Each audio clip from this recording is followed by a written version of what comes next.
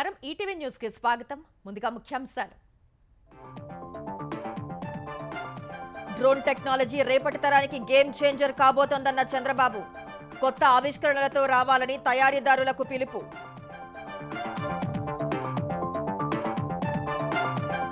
ఓర్వకల్లు వద్ద drone certification hub 300 ఎకరాలు కేటాయించిన చంద్రబాబు పున్నమి ఘాట్ వద్ద అద్భుతంగా సాగిన ప్రదర్శన వైసీపీ హయాంలో మద్యం అక్రమాలపై వేగవంతమైన సిఐడి దర్యాప్తు ఏపీ వ్యాప్తంగా ఉన్న డిస్టిలరీల్లో అధికారుల సోదాలు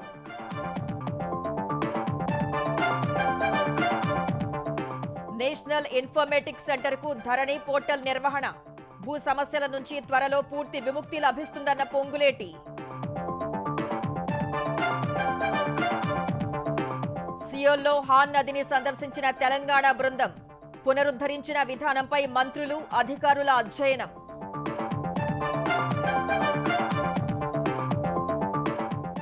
జగిత్యాలలో జీవన్ రెడ్డి అనుచరుడి హత్య సొంత నాయకుడినే కాపాడుకోలేని పార్టీలో ఎలా ఉండాలని కాంగ్రెస్ ఎమ్మెల్సీ ప్రశ్న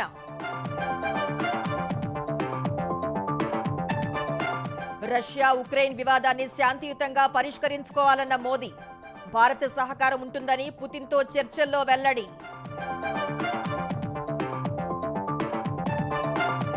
2026 కామన్వెల్త్ క్రీడల నుంచి హాకీ క్రికెట్ బ్యాడ్మింటన్ కు ఉద్వాసన మరో 6 పోటీలు రద్దు వ్యయ భారం వల్లేనని ప్రకటన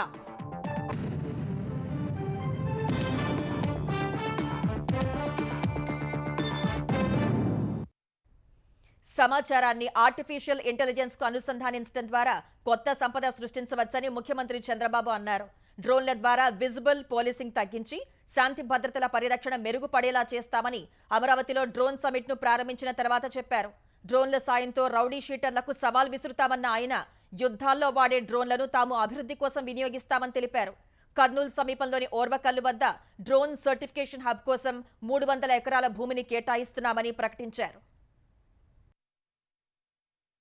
పౌర విమానయాన శాఖ ఆంధ్రప్రదేశ్ ప్రభుత్వం ఏపీ డ్రోన్ కార్పొరేషన్ సంయుక్త ఆధ్వర్యంలో మంగళగిరిలో నిర్వహిస్తున్న అమరావతి డ్రోన్ సమ్మిట్ 2024ను కేంద్ర మంత్రి రామ్మోహన్ నాయుడుతో కలిసి సీఎం చంద్రబాబు ప్రారంభించారు సమ్మిట్ లో 6,929 మంది ప్రతినిధులు పాల్గొని 53 స్టాల్స్ లో డ్రోన్లను ప్రదర్శించారు ఏపీ ముసాయిదా డ్రోన్ పాలసీని ఆవిష్కరించిన సీఎం చంద్రబాబు అందరి ఆలోచనలతో 15 రోజుల్లో డ్రోన్ పాలసీ ప్రకటిస్తామన్నారు ఈ సమ్మిట్ ఓ గేమ్ చేంజర్ కానుందని చెప్పిన సీఎం అసాంఘిక శక్తులు రౌడీ షీటర్ల ఆట కట్టించడం సహా ట్రాఫిక్ సమస్యల పరిష్కారానికి పోలీసు శాఖలో డ్రోన్ల విస్తృత వినియోగానికి కృషి చేస్తున్నట్లు వెల్లడించారు విజయవాడ వరదల్లో దాదాపు 1,50,000 మందికి డ్రోన్ల సాయంతో ఆహారం అందివ్వటం ఓ వినూత్న ప్రయోగమని వ్యాఖ్యానించారు డ్రోన్ సాయంతో రియల్ టైంలో 20,000 మెట్రిక్ టన్నుల చెత్తను గుర్తించి ఎత్తివేయించామని గుర్తు చేశారు రేపటి తరానికి డ్రోన్లు గేమ్ చేంజర్లని స్పష్టం చేశారు We aim to train minimum 20,000 certified drone pilots. We will build the largest human resource hub in the country's drone industry in Andhra Pradesh. We aim to achieve 80% indigenization in drone components and service by focusing on manufacturing and innovation. This policy pivots Amaravati as the drone city of India, and Andhra Pradesh will become the center for drone innovation in the country itself. And also I am requesting Government of India. I am prepared to give 300 acres of land in Orvakallu. We will give you one of the best infrastructure there. It is nearer to Hyderabad, nearer to Bangalore, nearer to Amaravati, nearer to Chennai. You have to establish certification agency and also drones, how to use it. And also we want to make it manufacturing hub. Here drone manufacturers, one thing I am telling you, I will be the best ambassador for you to promote your market. Knowledge ఎకానమీని అభివృద్ధి చేయటమే AP ముఖ్య లక్ష్యమన్న Chandrababu drone ఆవిష్కరణలు పరిశీలనకు pilot రాష్ట్రంగా తయారు చేస్తామన్నారు ఇందుకు తయారీదారులు సాంకేతిక నిపుణులు ముందుకు రావాలని పిలుపునిచ్చారు డ్రోన్ తయారీ పరిశ్రమలను ఎక్కువ నిబంధనలతో ఇబ్బంది పెట్టొద్దని పౌర విమానయాన శాఖకు చంద్రబాబు విజ్ఞప్తి చేశారు వినూత్న ఆలోచనల దిశగా విద్యార్థులను మలచాలని విశ్వవిద్యాలయాలకు సూచించారు I wanted to put all information online. What are all the use cases drone manufacturers can give it to me? What are all the additional use cases academicians or technicians can prepare? Andhra Pradesh will be a testing bed for applications. You give your application use case, we will use it. Under the same time, after using that, we will tell you feedback, everything. If you are accurate, then automatically we can replicate throughout the state. After this meeting, I am planning minimum 100 to 150 use cases I wanted to adopt in Andhra Pradesh as a pilot. Then I want to go to entire state, all applications. After that, I can ask my requirements to all of you. If you prepare all these things, then use Andhra Pradesh as a pilot for producing use cases or proof of concept. Then you can replicate throughout the country. ప్రపంచ drone hub గా ఆంధ్రప్రదేశ్ ఎదగాలని పౌర విమానయాన శాఖ మంత్రి రామ్మోహన్ నాయుడు ఆకాంక్షించారు. సంస్కరణలతో దేశాన్ని ముందుకు నడిపిస్తోన్న మోదీతో కలిసి చంద్రబాబు చేస్తోన్న కృషి ప్రజల జీవన ప్రమాణాల మెరుగుదలకు ఉపయోగపడుతుందని ధీమా వ్యక్తం చేశారు. డ్రోన్ సమ్మిట్ లో ఏపీ డ్రోన్ కార్పొరేషన్ 2 ఒప్పందాలు కుదుర్చుకుంది. డ్రోన్ పైలట్ శిక్షణపై క్వాలిటీ కంట్రోల్ ఆఫ్ ఇండియాతో మొదటి ఒప్పందం చేసుకుంది. తిరుపతి ఐఐటిని నాలెడ్జ్ పార్ట్నర్ గా చేర్చుకుంటూ 2వ ఒప్పందం కుదుర్చుకుంది. డ్రోన్ సమ్మిట్ సందర్భంగా విజయవాడ పున్నమి ఘాట్ వద్ద దేశంలోనే అతిపెద్ద డ్రోన్ షోను అద్భుతంగా నిర్వహించారు. ఈ కార్యక్రమంలో సీఎం చంద్రబాబు, కేంద్ర మంత్రి రామ్మోహన్, పలువురు ప్రజాప్రతినిధులు పాల్గొన్నారు. ఈ సందర్భంగా కృష్ణానదీ తీరంలో 5500 డ్రోన్లతో దేశంలోనే అతిపెద్ద ప్రదర్శన లేజర్ షో నిర్వహించారు. డ్రోన్ల ప్రదర్శనను తిలకించేందుకు ప్రజలు భారీగా తరలివచ్చారు.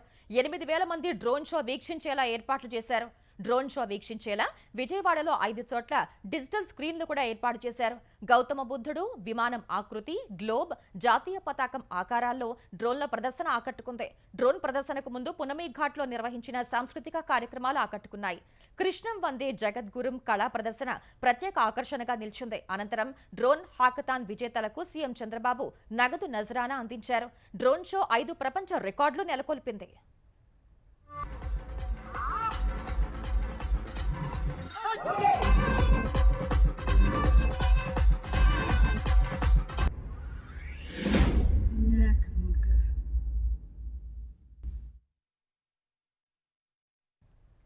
విశాఖపట్నం, విజయవాడ మెట్రో ప్రాజెక్టులపై త్వరలో నిర్ణయం తీసుకోవాలని ఏపీ మున్సిపల్ శాఖ మంత్రి నారాయణ కేంద్రాన్ని కోరారు. ఈ మేరకు కేంద్ర పట్టణాభివృద్ధి శాఖ మంత్రి మనోహర్ ఖట్టర్తో సమావేశమైన మంత్రి మెట్రో ప్రాజెక్టులు ముందుకు తీసుకువెళ్లే అంశాలపై చర్చించారు. విజయవాడ మెట్రోను అమరావతికి అనుసంధానించే ప్రతిపాదనలు ఇప్పటికే కేంద్రానికి పంపినట్లు నారాయణ ఖట్టర్ దృష్టికి తీసుకువెళ్లారు. అమృత్ 2 పథకం 5 ఏళ్లుగా ఏపీలో అమలుకు నోచుకోలేదని వివరించారు. ఆ పథకం ప్రస్తుతం అమలుకున్న మార్గాలపై ఇరువురు చర్చించుకున్నారు. మెట్రో ప్రాజెక్టుల విషయాన్ని ప్రధాని దృష్టికి తీసుకువెళ్లి ఆ తర్వాత తదుపరి చర్యలు తీసుకోనున్నట్లు కేంద్ర మంత్రి ఖట్టర్ హామీ ఇచ్చినట్టు నారాయణ తెలిపారు.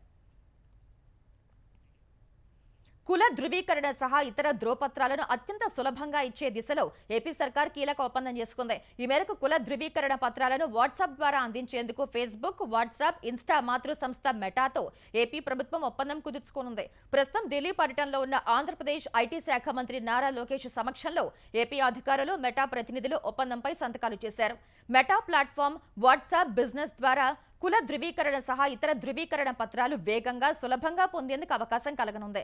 అలాగే నకిలీలు, ట్యాంపరింగ్ అవకాశం లేకుండా ఆన్లైన్లోనే సర్టిఫికెట్లు జారీ చేయనున్నారు. మెటా నుంచి consultation, technical support, e governance అమలు, ఆర్టిఫిషియల్ ఇంటెలిజెన్స్ ద్వారా మరిన్ని పౌర సేవలు అందించనున్నట్లు ఒప్పందంలో తెలిపారు. మెటాతో ఎంఓయూ ఒక చరిత్రాత్మకమైన మైలురాయని లోకేష్ అభివర్ణించారు. రానున్న రోజుల్లో మరిన్ని సేవలు ఆన్లైన్లో సులువుగా, పారదర్శకంగా, అతివేగంగా పొందే ఏర్పాట్లు చేస్తారని లోకేష్ చెప్పారు. ధరణి పోర్టల్ నిర్వహణ బాధ్యతల్ని నేషనల్ ఇన్ఫర్మేటిక్ సెంటర్ ఎన్ఐసికి అప్పగిస్తూ తెలంగాణ ప్రభుత్వం ఉత్తర్వులు జారీ చేసింది. ఇప్పటి వరకు టెరాసిస్ అనే ప్రైవేట్ సంస్థ నిర్వహిస్తున్న ధరణి పోర్టల్ నిర్వహణ బాధ్యతల్ని కేంద్ర ప్రభుత్వ సంస్థ ఎన్ఐసికి అప్పగించింది. 3 ఏళ్ల నిర్వహణకు సంబంధించి ఎన్ఐసితో ఒప్పందం చేసుకున్నట్లు ఉత్తర్వుల్లో ప్రభుత్వం తెలిపింది. పనితీరు బాగుంటే మరో 2 ఏళ్లు నిర్వహణ బాధ్యతల్ని పొడిగించనున్నట్లు వెల్లడించింది. టెరాసిస్ నుంచి ఎన్ఐసికి అప్పగించడం ద్వారా నిర్వహణ భారం దాదాపు ₹1 కోటి తగ్గుతుందని రెవెన్యూ అధికారులు తెలిపారు. ధరణి పోర్టల్కు చెందిన సాంకేతిక అంశాలను పూర్తి స్థాయిలో ఎన్ఐసికి బదలాయించేందుకు వచ్చే నెలాఖరు వరకు టెరాసిస్ సిబ్బంది ఎన్ఐసికి సహకరిస్తారని revenue principal secretary Naveen Mittal తెలిపారు. ఈ నిర్ణయంతో ధరణి పోర్టల్ నిర్వహణ బాధ్యతలు స్వదేశీ సంస్థ చేతికి వచ్చాయని తెలంగాణ రెవెన్యూ శాఖ మంత్రి పొంగులేటి శ్రీనివాసరెడ్డి చెప్పారు. బీఆర్ఎస్ ప్రభుత్వం తెలంగాణ రైతుల వివరాలను విదేశీ సంస్థకు అప్పగించిందని, ఇప్పుడు తాము విముక్తి కల్పిస్తున్నామని మంత్రి అన్నారు. భూ సమస్యల నుంచి తెలంగాణ ప్రజలకు పూర్తి విముక్తి కల్పిస్తామని చెప్పారు. జగిత్యాల గ్రామీణ మండలం జాబితాపూర్లో కాంగ్రెస్ నాయకుడు ఎమ్మెల్సీ జీవన్ రెడ్డి అనుచరుడు మారు గంగారెడ్డిని హత్య చేయటం కలకలం రేపింది. ఉదయం ఇంటికి వెళ్తున్న గంగారెడ్డిని కారుతో ఢీకొట్టిన దుండగులు కత్తితో పొడిచి చంపారు. స్థానికులు జగిత్యాల ఆసుపత్రికి తరలిస్తుండగా గంగారెడ్డి మృతి చెందాడు. హత్యకు నిరసనగా జగిత్యాల పాత బస్టాండ్ వద్ద ఎమ్మెల్సీ జీవన్ రెడ్డి కాంగ్రెస్ కార్యకర్తలు ఆందోళనకు దిగారు. తమ్ముడి లాంటి వ్యక్తిని కోల్పోయారని జీవన్ రెడ్డి ఆవేదన వ్యక్తం చేశారు. అసలు శాంతి భద్రతలు ఎక్కడున్నాయని పోలీసుల తీరుపై ఆగ్రహం వ్యక్తం చేశారు. హత్య చేసి నిందితుడు మరో కారులో పారిపోయాడంటే పక్కా ప్రణాళిక ప్రకారం హత్య చేశాడంటూ జీవన్ రెడ్డి ఆగ్రహానికి లోనయ్యారు. అర్థం చేయడానికి నా సహచరం ఎందుకు ఇవాళ ఏదైతే పార్టీ ప్రయాణాల పర్యవసానం మూలంగా ఏదైతుందో మేము ఆత్మస్థైర్యాన్ని కోల్పోయే పరిస్థితి దిక్కుతోచే పరిస్థితులు ఉందని చెప్పండి. దాన్ని ప్రత్యర్థులు ఎవరైతుందో ఆసరా చేసుకుంటారు, మరి దాడులు చేసేటువంటి అవకాశం ఏర్పడుతుంది. నేను గడిచిన 3 మాసాలకి వెళ్ళి ఏదైతే మానసికంగా అవమానాలకు గురవుతుంది, మానసిక క్షోభకు గురవుతుంది. మీరందరూ కూడా గమనిస్తున్నామని చెప్పండి. నాకై నేనైతే చాలా ఇబ్బందికర పరిస్థితి కొనసాగుతుంది. తెలంగాణలో శాంతి భద్రతల పరిస్థితి దిగజారిందని కొన్ని నెలలుగా అందరూ చెబుతున్న మాటనే ఇవాళ కాంగ్రెస్ సీనియర్ నేత ఎమ్మెల్సీ జీవన్ రెడ్డి అంటున్నారని బీఆర్ఎస్ కార్యనిర్వాహక అధ్యక్షుడు కేటీఆర్ తెలిపారు. జగిత్యాలలో కాంగ్రెస్ ఎమ్మెల్సీ జీవన్ రెడ్డి చేస్తున్న ఆందోళన వ్యాఖ్యలపై సామాజిక మాధ్యమం ఎక్స్ లో పోస్టు పెట్టిన కేటీఆర్ పూర్తి స్థాయి హోంమంత్రి లేకపోవడం తెలంగాణకు శాపంగా మారిందన్నారు. పోలీసులు రాజకీయ వ్యవహారాల్లో పూర్తిగా బిజీగా ఉన్నందున శాంతి భద్రతల పరిస్థితి కుంటుపడిందని కేటీఆర్ ఆరోపించారు. రాజకీయ పెద్దలు ఇప్పటికైనా విజ్ఞతతో ఆలోచిస్తారని అనుకుంటున్నట్లు తెలిపారు. వైసీపీ ప్రభుత్వ హయాంలో జరిగిన మద్యం కుంభకోణం కేసులో దర్యాప్తును ఏపీ సిఐడి వేగవంతం చేసింది. అక్రమాలు నిగ్గు తేల్చేందుకు పలు ప్రాంతాల్లోని డెస్టిలరీల్లో తనిఖీలు చేపట్టిన సిఐడి ఎన్టీఆర్ జిల్లా కంచికచెర్ల మండలం గండేపల్లిలోని సెంటనీ బయోటెక్ కర్మాగారంలోని బాట్లింగ్ యూనిట్లో తనిఖీలు చేసింది. గంపలగూడెం మండలం చింతల నర్మ వద్ద ఉన్న శార్వాణి మద్యం తయారీ కంపెనీ, విజయవాడలోని కాంటినెంటల్ వైన్స్ లిమిటెడ్ లో సోదాలు చేసింది. కృష్ణా జిల్లా కంకిపాడు మండలం గొడవరులోని బీవీఎస్ డిస్టిలరీ, దాబులూరులోని బీఆర్కే స్పిరిట్స్ ఫ్యాక్టరీలో అధికారులు రికార్డులను పరిశీలించారు. ప్రకాశం జిల్లా పాత సింగరాయకొండలోని పెరల్ డిస్టిలరీలో సిఐడి తనిఖీలు చేపట్టింది. తిరుపతి కరకంబాడిలోని SPR distilleries private limited, Chittoor శివార్లోని శ్రీకృష్ణ ఎంటర్ప్రైజెస్, గుడిపాల మండలంలోని మోహన్ బెవరేజెస్ డిస్టిలరీలో తనిఖీలు చేసిన అధికారులు మద్యం తయారీ, పంపిణీపై ఆరా తీశారు. నంద్యాలలో ఎస్పీవై ఆగ్రో ఇండస్ట్రీస్ లిమిటెడ్ సమీపంలోని బాట్లింగ్ యూనిట్, కడప శివార్లోని ఈగల్ డిస్టిలరీలో రికార్డులను పరిశీలించారు. ఏలూరు జిల్లా ఉంగుటూరు మండలం చేబ్రోలులోని సోరింగ్ స్పిరిట్స్, పెదవేగి మండలం వంగూరులోని గౌతమి ఆగ్రో ఇండస్ట్రీస్, తూర్పుగోదావరి జిల్లా అనపర్తి మండలం Koppavaram BDH agro ventures private limited లో చీప్ లిక్కర్ పరిశ్రమలో అధికారులు సోదాలు చేపట్టారు. రంగంపేట మండలం కోటపాడులోని పీఎంకే డిస్టిలరీస్, నల్లమిల్లిలోని ఫ్రాగ్ మద్యం తయారీ కంపెనీలో సోదాలు చేశారు. అల్పపీడన ప్రభావంతో ఆంధ్రప్రదేశ్లో పలు చోట్ల వర్షాలు కురిశాయి. శ్రీ సత్యసాయి జిల్లా కనగానపల్లిలో రికార్డ్ స్థాయిలో 198 మిల్లీమీటర్ల వర్షపాతం నమోదైంది. దీంతో కనగానపల్లి చెరువుకు గండిపడి దిగువన ఉన్న గ్రామాలు, పంట పొలాలను వరద ముంచెత్తింది. ముక్తాపురం చెరువులో ప్రవాహం పెరగటంతో పండమేరులో వర్షపు నీరు ఉధృతంగా ప్రవహిస్తోంది. కుండపోత వానలకు ముక్తాపురం జాతీయ రహదారి పక్కన ఉన్న పెట్రోల్ బంకు నీట మునిగింది. హైదరాబాద్ నుంచి బెంగళూరుకు వెళ్లే జాతీయ రహదారిపై వాహనాల రాకపోకలకు అంతరాయం ఏర్పడింది. అనంతపురం రూరల్ పంచాయతీలోని కాలనీల్లో భారీగా వరద చేరింది. పుట్టపర్తి నియోజకవర్గం ఆమడుగురు మండలం కొత్తపల్లి, కమ్మవారిపల్లిలో వాగులు ఉధృతంగా ప్రవహించగా కర్ణాటక వెళ్లే వాహనాలు నిలిచిపోయాయి. చిత్రావతి నదికి ఎగువ ప్రాంతాల నుంచి వరద రావడంతో ఉధృతంగా ప్రవహిస్తోంది. చిత్తూరు జిల్లాలో కురిసిన జోరు వానలకు గార్గయ్య, బహుదా నదులు ఉధృతంగా ప్రవహిస్తున్నాయి. వరద పోటెత్తి పలు గ్రామాలకు రాకపోకలు నిలిచిపోయాయి. తొడతర సమీపంలో బహుదా నదిపై ఉన్న వంతెన కొట్టుకుపోగా అధికారులు తాత్కాలిక మరమ్మతులు చేస్తున్నారు. దక్షిణ కొరియా రాజధాని సియోల్లో పర్యటిస్తున్న తెలంగాణ ప్రభుత్వ ప్రతినిధుల బృందం 2వ రోజు హాన్ నదిని సందర్శించింది. కాలుష్య కాసారంగా మారిన హాన్ నదిని పునరుద్ధరించిన విధానంపై అధ్యయనం చేసింది. తర్వాత ప్రపంచంలోనే 9వ అతిపెద్దదైన మురుగునీటి శుద్ధి కేంద్రాన్ని పరిశీలించిన ప్రతినిధులు యంగ్ వన్ చైర్మన్ కియాక్ చుంగ్తో సమావేశమై కాకతీయ టెక్స్టైల్ పార్క్లో యూనిట్ల ప్రారంభంపై చర్చించారు. దక్షిణ కొరియా రాజధాని సియోల్లో తెలంగాణ మంత్రులు అధికారుల పర్యటన కొనసాగుతోంది. రెండో రోజు ఆ దేశంలోనే ముఖ్యమైన హాన్ నది పునరుజ్జీవన ప్రాజెక్టును సందర్శించారు. సియోల్లో నీటి సరఫరా, పర్యావరణం, ఆర్థిక వ్యవస్థకు కీలకంగా ఉన్న హాన్ నది నగరంలో 40 కిలోమీటర్ల మేర ప్రవహిస్తోంది. కాలుష్యానికి గురైన హాన్ నదిని దక్షిణ కొరియా ప్రభుత్వం పునరుద్ధరించింది. పారిశ్రామిక వ్యర్థాలను తగ్గించి పర్యాటక ఆకర్షణగా తీర్చిదిద్దింది. తర్వాత ప్రముఖ పర్యాటక ప్రదేశంగా మారిపోయింది. ఈ తరహాలోనే మూసీని అభివృద్ధి చేసి ఆదర్శంగా తీర్చిదిద్దుతామని సియోల్లో పర్యటిస్తోన్న నేతలు ధీమా వ్యక్తం చేశారు. ట్రిలియన్ ఎకనామీకి రీచ్ కావడానికి ఈ రివర్ అనేది base. 60 lakhs people every month ఇక్కడికి టూరిస్టులు వస్తున్నట్టు, ప్రతి ఇయర్ కూడా ఈ టూరిజం వల్లనే ఈ రివర్ ఏదైతే రీజనరేషన్ తర్వాతనే ఈ సిటీ రూపురేఖలు మారిపోయినాయి. ఇలా వరల్డ్ లో 6th ప్లేస్లో ఉంది ఈ సిటీ. చాలా వరకు ఒక ఐడియా వచ్చింది మా అందరికీ, ప్రజలకు, మనకున్న ప్రతిపక్ష పార్టీలకు కూడా ఇక్కడున్న డెవలప్మెంట్ గురించి అవగాహన తీసుకొచ్చి అందరినీ ఒక కన్స్ట్రక్టివ్ మూడ్లో తీసుకొచ్చి పనిచేయించుకోవాలని ఒక ఆలోచన. సియోల్ వాటర్ రీసైక్లింగ్ కార్పొరేషన్ ఆధ్వర్యంలో నడిచే సియోనామ్ వాటర్ రీసైక్లింగ్ ప్లాంట్ ను ప్రతినిధి బృందం సందర్శించింది. ఈ కేంద్రం సియోల్తో పాటు చుట్టుపక్కల ప్రాంతాల్లో మురుగునీటిని శుద్ధి చేస్తోంది. నిత్యం 1.63 మిలియన్ క్యూబిక్ మీటర్ల మురుగునీరు, 4000 కిలోలీటర్ల మలినాలను శుద్ధి చేస్తోంది. మురుగునీటి శుద్ధి కేంద్రాల వద్ద పునరుత్పాదక ఇంధన కేంద్రాలను ఏర్పాటు చేసి శుద్ధనీటి డిశ్చార్జ్ ఛానల్స్ ద్వారా జల విద్యుత్ ఉత్పత్తి, నిరుపయోగంగా ఉన్న భూమిలో సోలార్ పవర్ జనరేషన్ కేంద్రాలు, డిశ్చార్జ్ నీటి నుంచి వచ్చే వేడి ద్వారా హీట్ పంప్ టెక్నాలజీతో విద్యుత్ ఉత్పత్తి చేస్తున్నారు. బయోగ్యాస్ ని ట్రీట్మెంట్ ప్లాంట్లలో జనరేటర్లకు ఇంధనంగా వాడుతున్నారు. మరుగుదొడ్డి మలినాలను పొడి చేసి ఘన ఇంధనంగా మార్చే సదుపాయాలు ఇక్కడ ఉన్నాయి. శుద్ధి చేసిన నీటిని వాణిజ్య సముదాయాల్లో టాయిలెట్లు, రోడ్లపై దుమ్ము శుభ్రం చేసేందుకు వాడుతున్నారు.